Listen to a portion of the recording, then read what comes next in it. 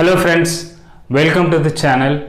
So இந்த உலகத்தில் இருக்கிற எல்லோருமே ஒரு இலக்கை அடைய ஓடிக்கொண்டே இருப்பார்கள். சில பேர் அந்த இலக்கை அடைய ஒரு 10 வருஷம் ஆகும், சில பேருக்கு 20 வருஷம் 40 வருஷம் கூட ஆகலாம்.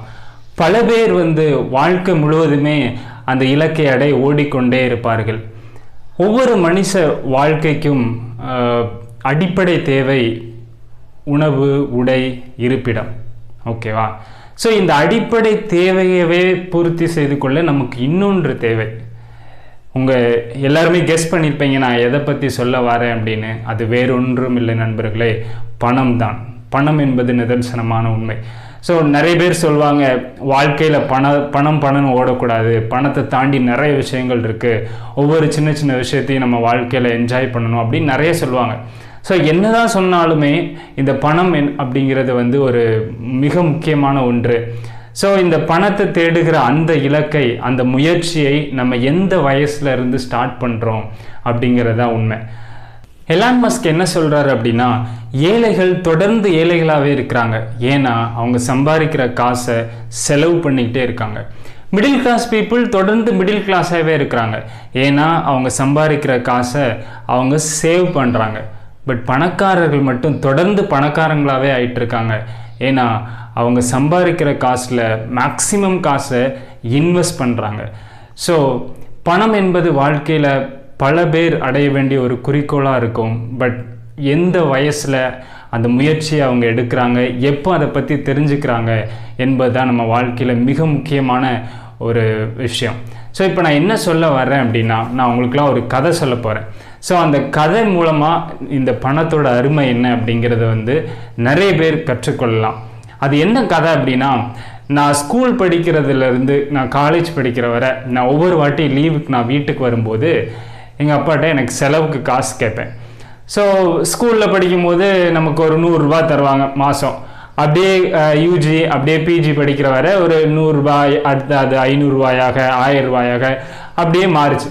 பட் ஒவ்வொரு வாட்டியும் நான் எங்கள் அப்பாட்ட காசு கேட்கும்போது எனக்கு ஒரு கதை சொல்வார். எங்கள் அப்பா விவசாயம் தான் பண்ணுறாங்க, ஒரு கதை சொல்வார். என்ன கதை அப்படின்னா, ஒரு ஊரில் ஒரு கொள்ளர் இருந்தார், ஒரு இரும்பு பட்டறையில் வேலை செய்கிற ஒரு கொள்ளர் அப்படின்னு வச்சுக்கோங்க. அவருக்கு ஒரு பையன் இருந்திருக்கான்.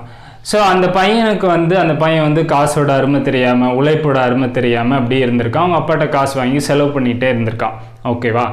ஸோ அவங்க அப்பா என்ன நினச்சாரு, அந்த கொள்ளர் கஷ்டப்பட்டு இரும்பு பட்டறையில் வேலை செய்கிற அவர் என்ன நினச்சாருன்னா, தம் பிள்ளைக்கு எப்படியாவது இந்த காசோட அருமை என்ன அப்படிங்கிறது அவனுக்கு தெரியணும், உழைப்போட வேல்யூ என்னங்கிறது அவனுக்கு தெரியணும் அப்படின்னு சொல்லிட்டு அவனை என்ன சொன்னார்னா, நீ உண்மையிலே உனக்கு ஒரு திறமை இருந்தால், ஆற்றல் இருந்தால், உன்னால் முடிஞ்சா நீ போயிட்டு ஒரு 10 ரூபா நீ சம்பாரிச்சிட்டு வா அப்படின்னு சொல்லி அனுப்பிட்டாராம்.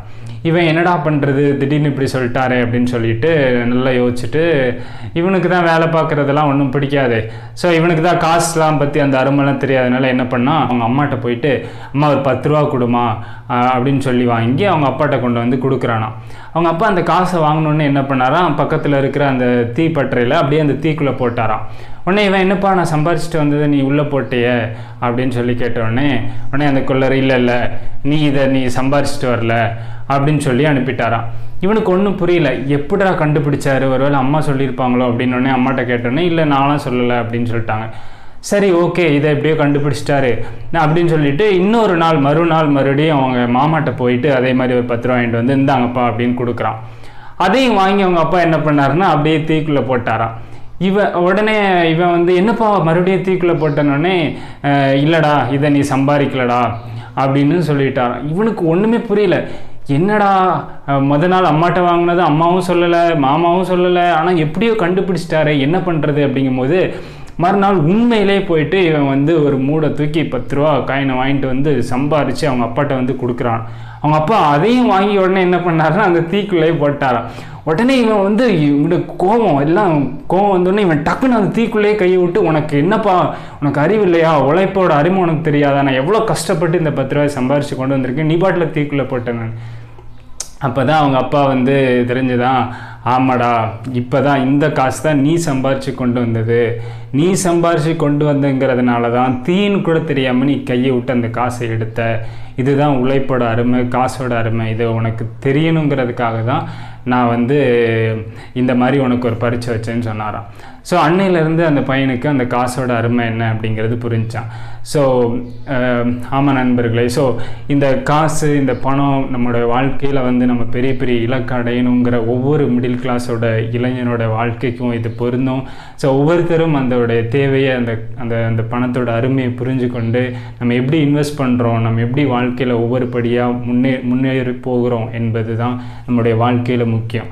ஸோ இந்த ஒரு வீடியோவை நீங்கள் பார்க்குறது உங்களோட வாழ்க்கையை அடுத்த கட்டத்துக்கு மூவ் பண்ணுறதுக்கு இது உங்களுக்கு ஒரு தொடக்க புள்ளியாக இருக்கும். ஸோ எல்லோருடைய வாழ்க்கையுமே எந்த ஒரு சாதனையை எடுத்துக்கிட்டாலுமே, எந்த ஒரு பெரிய பெரிய விஷயங்களாக இருந்துக்கிட்டாலுமே அதோட தொடக்கம் என்பது ஒரு சின்ன புள்ளியில் தான் அமையும். ஸோ இந்த வீடியோ உங்களுக்கு அந்த ஒரு சின்ன புள்ளியாக அமைய நான் உங்களை வாழ்த்துறேன். ஸோ தொடர்ந்து இன்னும் பல நல்ல வீடியோக்களை பார்ப்போம். எப்படி பல விதமான இன்வெஸ்ட்மெண்ட் பண்ணுறது, எப்படி நம்மளுடைய இன்வெஸ்ட்மெண்ட் ஜேர்னியை ஸ்டார்ட் பண்ணுறது, எப்படி நம்மளுடைய குறிக்கோள் அடைகிறது, அது கார் வாங்குறதா இருக்கலாம், வீடு கட்டுறதா இருக்கலாம், இன்னும் வாழ்க்கையில் ஒரு பெரிய பெரிய இலக்குகளாக இருக்கலாம், அதை எப்படி அடைகிறதுங்கிறத வரப்போகிற வீடியோவில் தொடர்ந்து பார்க்கலாம். Thank you so much. இந்த வீடியோ பிடிச்சிருந்தால் லைக் பண்ணுங்கள், ஷேர் பண்ணுங்கள். தேங்க்யூ, பாய்.